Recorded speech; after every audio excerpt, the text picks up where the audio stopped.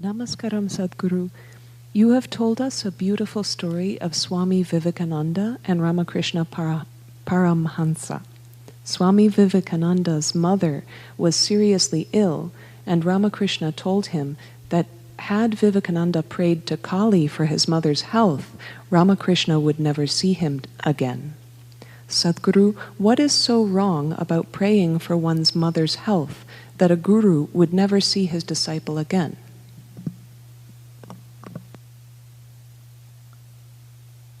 Now you're exposing how horrible the gurus are.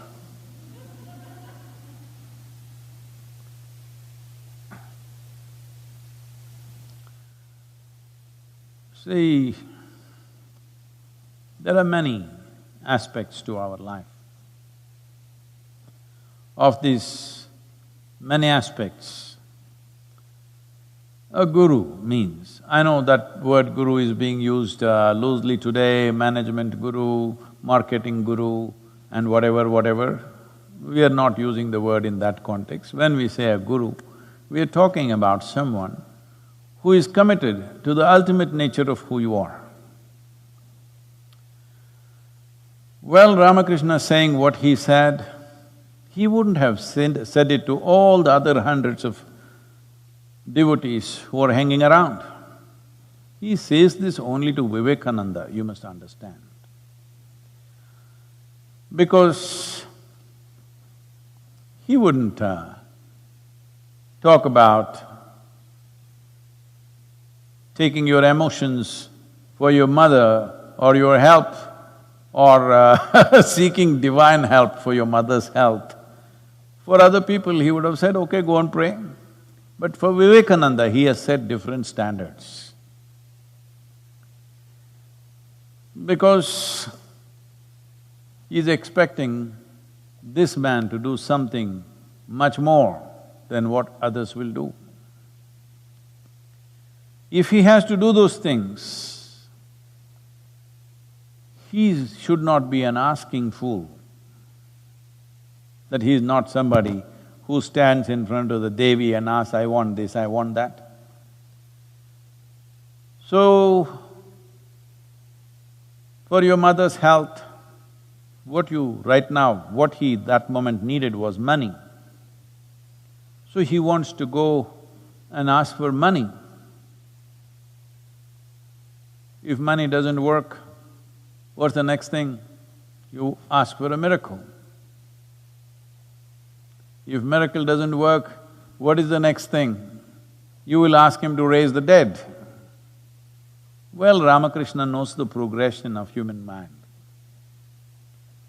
Initially, you will say, my mother should be healthy, but she fell ill. Then you will say, I should have the money to get her treated. It didn't work. Then you want a miracle. Simply like that, she became well. Didn't work, she died. Then you want to raise the dead. So Ramakrishna, in one moment, he's seeing through this nature. And above all, he is looking at, he's preparing Vivekananda to be his instrument. And he wants a fine instrument, not a crusty one. So, preparing his instrument, is it more important than Vivekananda's mother? This is not one against the other. But see, today even you, here in United States, know who was Ramakrishna's guru. Do you know his father's name? Do you know his mother's name? Do you know his uncle, his brother? You know only his guru's name. Because for Vivekananda, Ramakrishna has become his dharma. He breathes him. But now, social pressure, he is falling back. Should the guru allow him to fall him back or push him forward? This is the question you're asking. Well, if I was Vivekananda, I want to be pushed forward, not fall back upon my emotions. And anyway, if money could save her life, I'm sure Ramakrishna would have provided something.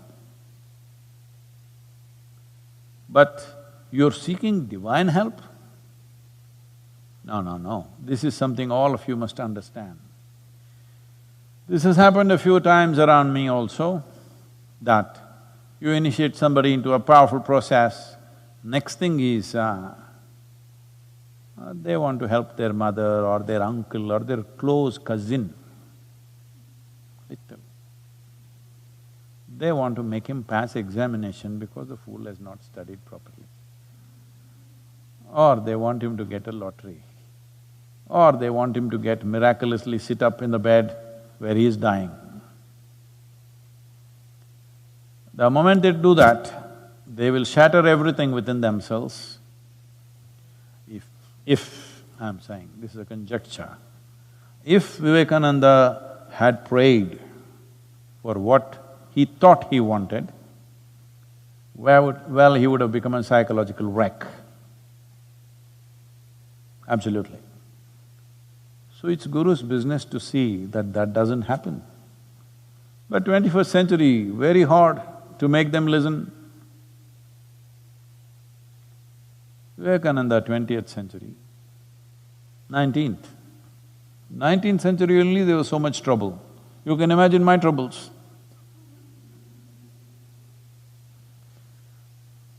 People will go, sit in front of Devi and ask all kinds of things. Because they were doing it with Dhyanalinga, I put her up and say, okay, you have another counter to ask all these things. Because wherever there is a phenomenal sense of energy which is propelling you forward, at a certain space, then when you're moving at that speed, if you… because you're concerned about the tree, you held the tree, your arm will go. You will lose something, it will shatter you, it will break you. So Ramakrishna is wanting him to be a rocket, and the rocket wants to do this. No, rocket trajectory is already set. You don't try to do this and that. That will be a disastrous rocket. So in that context, he is saying that if you had done this, it was finished between you and me because you were anyway a broken failure rocket, a failed rocket. Does anybody go and pick it up? You may be thinking it'll go to the moon and you fired it, but it went into the ocean. Does anybody go looking for it? No, it's finished, it's over, it's burnt up. So, in that context, Ramakrishna is saying, today, if you had done that, it was over because it would be not worth seeing you because you would be broken and you're gone. What do I do with a broken instrument? Today you have heard of Ramakrishna Paramhansa because of Vivekananda. If that instrument was broken on that day, well, Ramakrishna's offering to the world would have gone completely waste. Well, I'm glad you didn't pick up Krishna, because Krishna said, when Arjuna said, I don't want to kill all these people, 100,000 men they're talking about. Krishna said, you must kill them, then you will realize. That is even a worse example, but that's the way it is. Because when you seek ultimate nature, when you seek the source of your existence, small things, arrangements in your existence doesn't mean anything. If it means something, you do something to somebody, not because it means something to me. Let me tell you this, today is Guru Purnima, I'll tell you, don't tell anybody, okay? Whatever I'm doing, serving food to people who are starving, free education that's going on to thousands of children, so health support, the health initiatives that are going on for people who are deprived of that, and planting trees, Kaveri,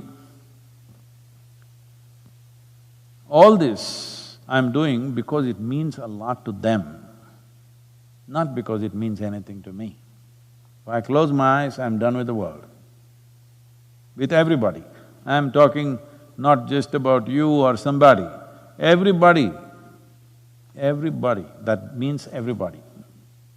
If I close my eyes, they're all gone, they're dead. But I do these things because it means so much to them. Without fulfilling those things, they will never even aspire for anything bigger. Right now somebody is hungry, are you going to talk to him about enlightenment?